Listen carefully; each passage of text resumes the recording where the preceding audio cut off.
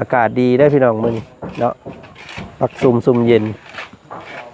ก็ถือว่า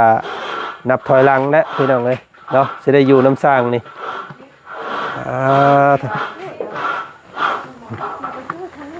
ส่งกาแฟแผนกส่งกาแฟให้สร้าง สร้างหน้าไม้ผู้นี้พี่น้องเอ้ยเนาะ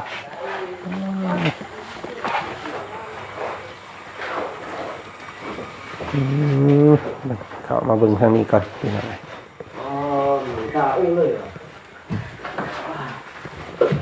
เป็นบุกตัวห้องก่อนเนาะสามสร้างอยู่นี่เลยพี่น้องเลยสร้างใหญ่เพิ่นแต่งเสาอยู่ทางนี้บุกทางนี้นี่ห้องนอนน้องเพิ่นเนาะปุ๊บเราจะเตรียมแต่งเสาน้ำในพี่น้องเลยเนาะอยู่โคมงามขึ้นเนาะไอ้สร้างมี FC เนาะมีผู้ใหญ่ใจดีหลายคนเนาะสนใจอยากได้ทีมสร้างนี่ลงไปปุ๊บสวรรณเขตเมืองเซโปนนำไอ้สร้างชื่อว่าได้เนาะมันมีเวียกต่ออยู่บ่แบบเฮาบอกฮักกันเด้อยากฮู้แต่บอกฮักแบบค่อยฮักเจ้าเด้อโอ้รักแม่โอ้รักแม่โอ้รักแม่โอ้รักแม่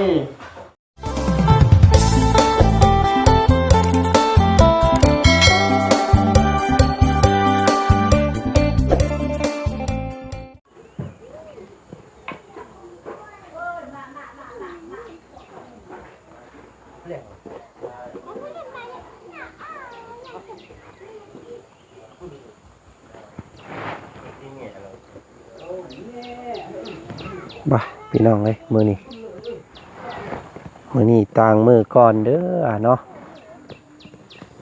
พวกเฮาตื่นแต่เช้าพี่น้องเลยมื้อนี้ลงมาบ้านน้องพรมาจากเมืองล่องแจ้งพี่น้องเลยเนาะลงมาก็ประมาณ5-6 ลักนี่แหละเนาะมุงเฮาพักเฮานอนผลบาดนี้พี่น้องเลยปุ้ยเนาะฝนโปรยปลายพายุเข้าเด้อพี่น้องเอ้ยมื้อนี้เนาะที่บ้านน้องพรเพิ่นเนาะบ้านน้ำผาใหญ่เมืองล่องแจ้งพี่น้องเอ้ยแขวงไสสมบูรณ์เนาะณตอนนี้ถือว่าฝนหึมตั้งแต่คืนนี่พี่น้องเอ้ยฝนตกเนาะนำเบิดคืนเลยเมื่อคืนนี้ก็ได้เฮ็ดให้ดินฟ้าอากาศปักซุ่มเย็นเนาะนี่แหละตอนนี้ก็ยังมีฝนโปรยปลายอยู่พี่น้องเอ้ยโธ่เนาะมื้อนี้ก็ทางบ่าวจันได้พาทางเขาบ่าวยาวน้องผัดไส้แล้วก็ทางสามเคยเฮาพี่น้องเอ้ยลงมาก่อนมื้อนี้ทางบ่เตียงเพิ่นยังบ่ทันตื่นเนาะพี่น้องเนาะเพราะว่าเฮาตื่นแต่เช้าในมื้อนี้พี่น้องเอ้ยเนาะก็ถือโอกาสลงมาเบิ่งเวียกก่อนพี่น้องเอ้ยเนาะเพื่อซอยอีหยังทางทีมสร้างเพิ่นได้เพราะว่ามื้อนี้ก็เป็นมื้อวันที่30เลยพี่น้องเอ้ยเนาะเร่งมือยันมันบ่ทวงบ่ทันไปซั่นซะเพราะว่ายังเหลือเวลาอยู่อีก2มื้อพี่น้องเอ้ยเนาะก็สิได้รำลาพระจากกันแล้วว่าซั่นเนาะบ่จะไกลจากเจ้าเวลานั้นบ่ได้มาซะแล้วพี่น้องเอ้ยเนาะก่อนอื่นเด้อพี่น้องเอ้ยเนาะกับทักทายสบายดีเด้อเนาะพ่อแม่พี่น้องหมู่เพื่อนกันมาสุขุสุคนเจอกันอยู่หน้าบ้านเฮือนซ่านของน้องพรเนาะแม่เลี้ยงเดียวบาดนี้พี่น้องเลยเนาะลูก2 คนก็นี่แหละมื้อนี้ก็มาอัปเดตการที่เวียกเฮ็ดงานของสร้างเนาะสร้างก็ถือว่ามาแต่เช้าอีหลีพี่น้องเลยเฮาว่ามาแต่เช้าแล้วก็ยังบ่ทันเพิ่นอยู่เนาะสิแม่นมาตั้งแต่ 6:00 7:00 พุ่นอันนี้พี่น้องเลยเนาะตอนนี้ก็8:00 กว่า9:00ว่าซั่นซะพี่น้องเอ้ยเนาะจังได๋ก็ผู้ใดที่รับเบิ่งชมอยู่ในตอนนี้เนาะพี่น้องเนาะกับทักทายสบายดีเด้อเบิดสุขสุขคนก็เพิ่นอยากซ่านำขึงพี่น้องขึงทรายเนาะมื้อนี้ก็คือรู้สึกว่าเห็นคนมาขึงซอยเนาะสิแม่นน้องพรเพิ่นหาคู่หาคนมาซอยสร้างอีกตื้มตามเบิ่งพี่น้องเอ้ยเนาะอันนี้บาสิครึ่งซอยเพิ่นมีคนมาซอยแล้วพี่น้องไอ้มื้อนี้เนาะ เขาเบิ่งเขาส้มนำกันการเฮ็ดเวียกของเพิ่นมื้อนี้ทราบแบบใดแน่มื้อนี้พี่น้องเอ้ยเนาะก็ศิลาซาในฝนตกนี่แหละตามเบิ่งเนาะ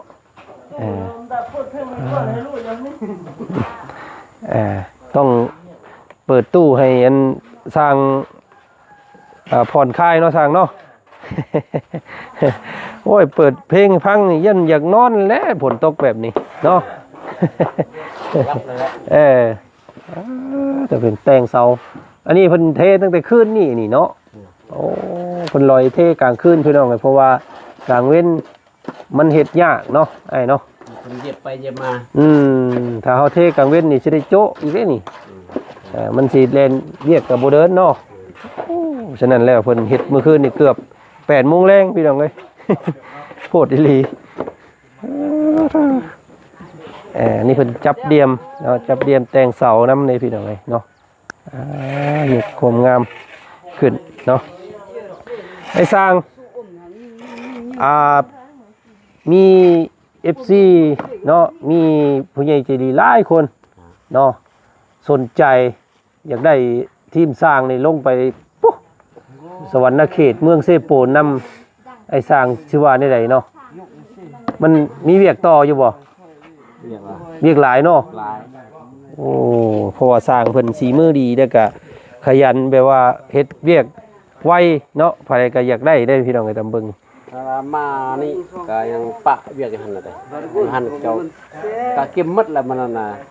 มาหาบ่เตรียมว่าให้เล็กทันนี้ก่อนก็เลยครอบทางนั้นมานี่ก่อนก็เลยโจ๊ะทั้งนั้นไปก่อน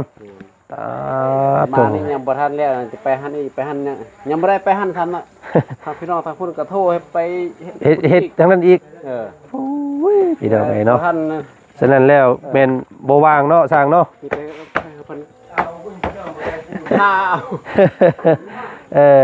เอาพี่น้องไอ้เนาะพอดีมีทางแม่ฮักของวาจันนี่แหละเนาะแม่วันสุริเพชรเนาะเพิ่นกำลังสิเฮ็ดศูนย์ของทีมงานอยู่เซโปนเนาะศูนย์ของทีมงานสายบุญเฮานี่แหละเนาะ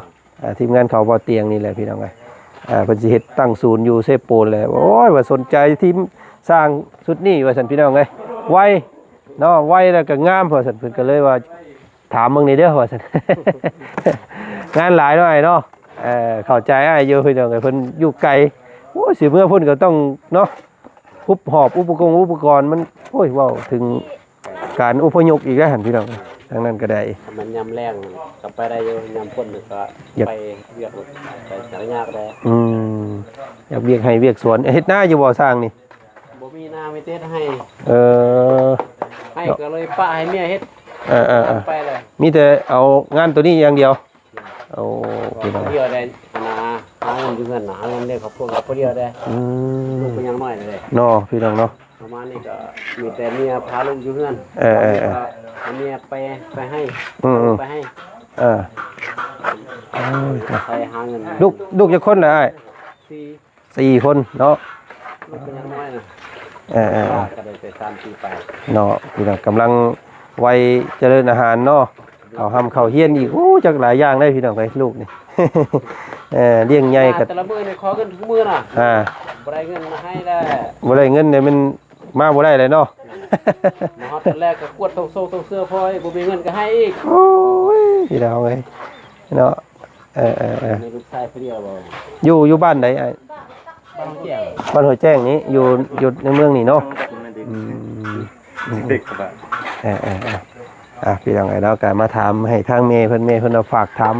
ทีมสร้างสุดนี้ในมักกลายว่าซั่นเนาะไวแล้วก็ละเอียดงามว่าซั่นพี่น้องไอ้เมย์เพิ่นสนใจเนาะพออยากลงไปให้เคลื่อนไหวอยู่เซโปน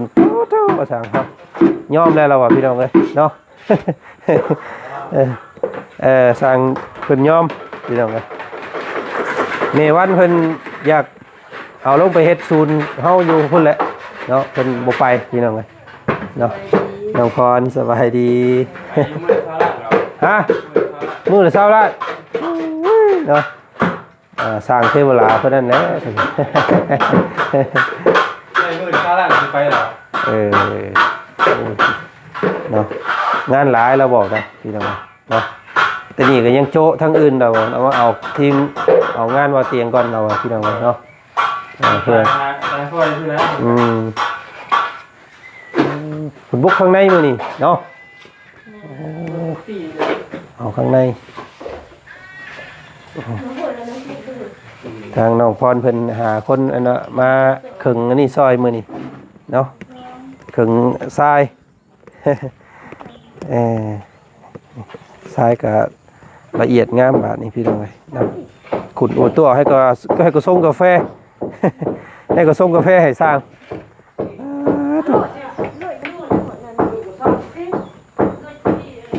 ตกเบิดขึ้นฝนพี่น้องเลยเนาะเมื่อคืนนี่เมื่อคืนเลยณตอนนี้ก็ยังเป็นฝนแบบฝนปล่อยๆพี่น้องฝนแบบฝนนั่นน่ะฝนงนเมฆเนาะฝนก้อนเมฆปกคลุมซื่ออากาศดีได้พี่น้องมื้อนี้เนาะปักซุ่มเย็นก็ถือว่านับถอยหลังแล้วพี่น้องเลยเนาะจะได้อยู่น้ำสร้างนี่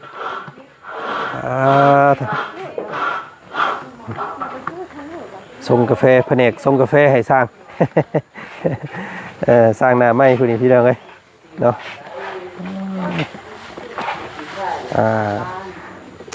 แผนกฮอนจะว่าเครื่องไปเครื่องมาพ่อถอนค่ำมาจังเนาะ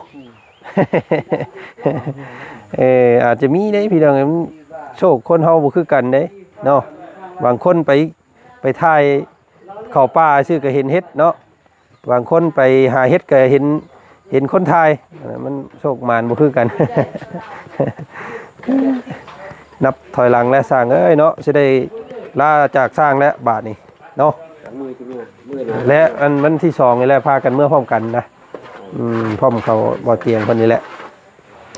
แต่เพราะว่ามาสู้เอาโมนี่แหละยันการเดินทางเนาะผู้เดียวยันอันตรายมาสู้เอาทีมงานคือจังได๋บ่เตียงเพิ่นก็ตั้งไว้แล้วเนาะคุย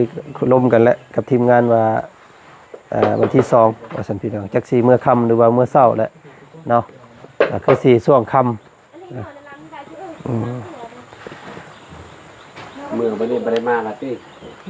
ย่านว่าจังซั่นแหละเนาะคำว่าบุญฮอดสอดเกี่ยวกันอีกก็จังสิได้มาพบพ่อกันอีกเนาะ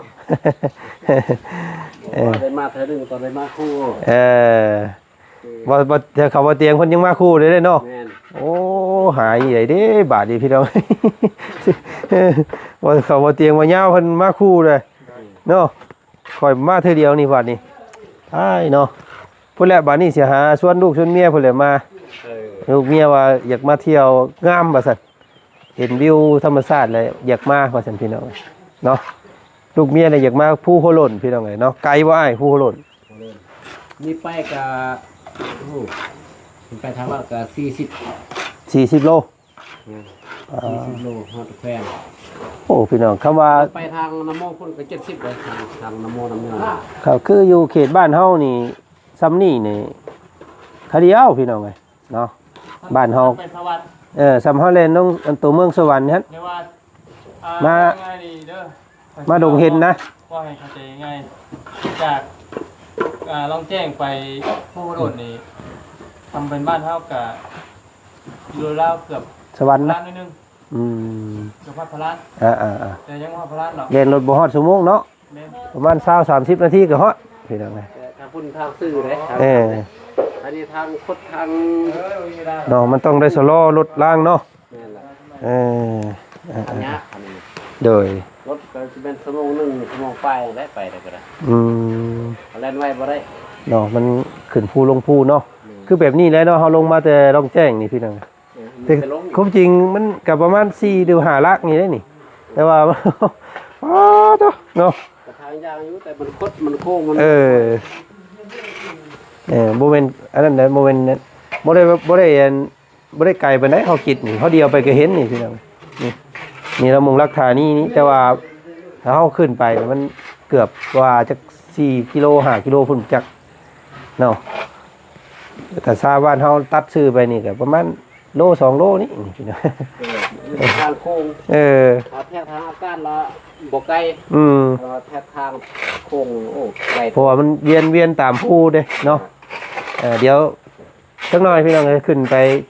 เดี๋ยวสิถ่ายให้เบิ่งเนาะผู้ใดอยู่จุด มุงควันกุ้มๆแหละพี่น้องทางเข้ามา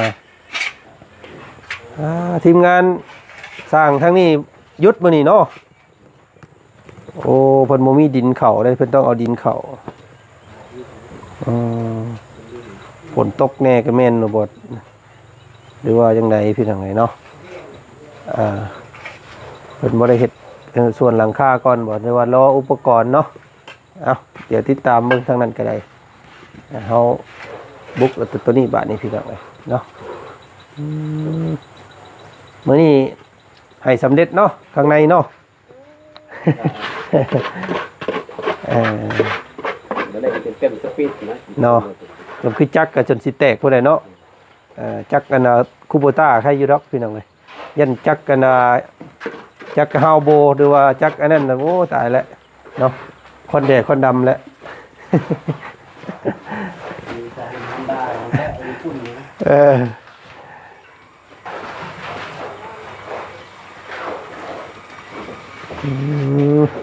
เข้ามาเบิ่งทางนี้ก่อนพี่น้อง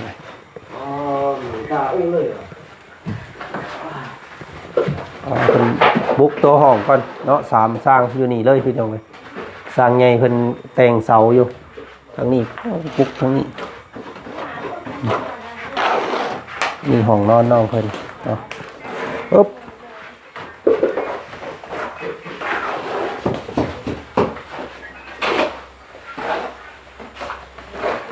4 เกอบุกข้างในมื้อนี้พี่น้องเอ้ยแล้วทางทีมสร้างเพิ่นก็คาดว่าจะเร่งให้สำเร็จเนาะข้างในและมื้ออื่นนี่ต้องได้ใส่ใบประตูแล้วก็ทาสีดุตลอดเลยเด็กเรียนเรื่องเกี่ยวกับเรื่อง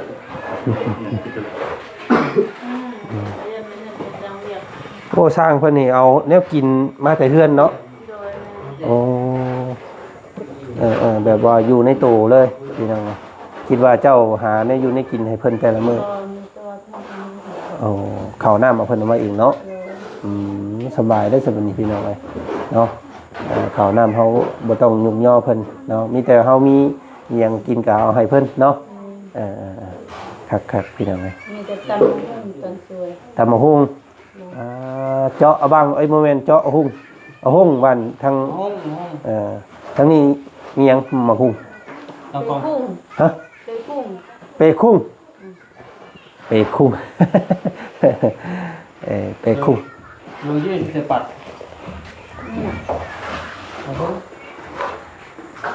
แบบ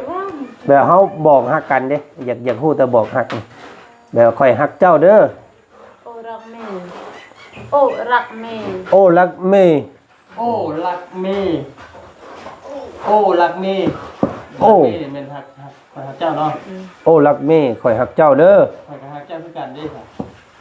มีฮักโอ้โมเมนต์ละโอ้ก็รักบามันย่อโอ้กรักบาบันย่อเห็นบ่โอ้รักบามันเยอะโอ้รักบามันเยอะเนาะเย้หักลืมล็อกที่ตรงไหนสิไปพังกันในคลิปเอามันจังจือบ่ได้ถ้าเขาอยู่โดนไปไล่นะโอ้รักบามันเยอะ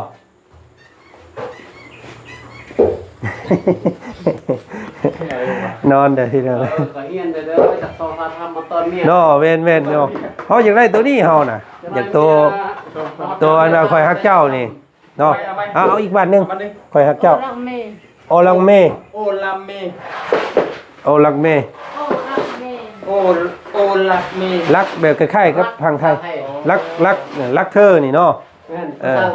รักแค่ว่ารักเมซื่อโอ้รักเมโอ้รักเม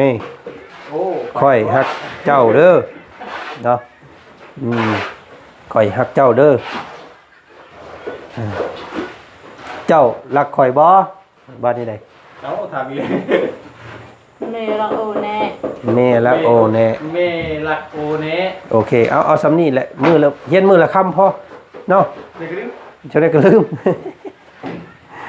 เมรักอ้อมันเลือกเลยเอ็มหางม่วนได้เสียงเพิ่นเว้าอยู่พี่น้องเอ้ยแบบว่าเพิ่นเว้าเยินแบบว่ามีหางเสียงเนาะโอ้นะ หักโมเมนต์ได้กึมโมเมนต์เนาะ เยอะเกิน ขโมยอันเนี้ย ฮะเอ้าคือ โอ้ยนี่ บ่คือกันใช่คือว่าอยู่เสียงขวางมันบ่แบบนี้เด้กิน เอ้า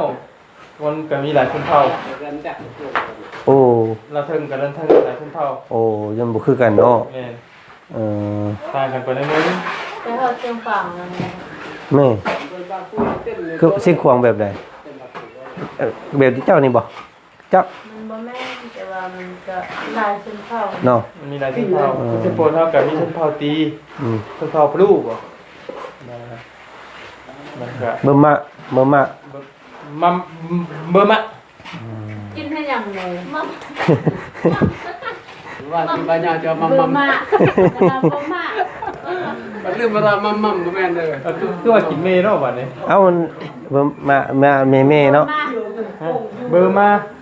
เบิ่มมา เบอร์มา เบิ่มมาอันนี้แม่เนาะเออ เบอร์มานี่มันกินเมย์ แม่เบอร์มา มันใกล้เคียงกันเนาะอ๋ออ่าพี่น้องเอ้ยอืมเบอร์มาเออมันอยากใกล้ๆกันเนาะคล้ายๆกันเบอร์มาอ่า เด็กมันจะเศร้าเป็นสวัสดีเต้นล่ะ เสาวงอีก เศร้าสวัสดีเต้นด้วย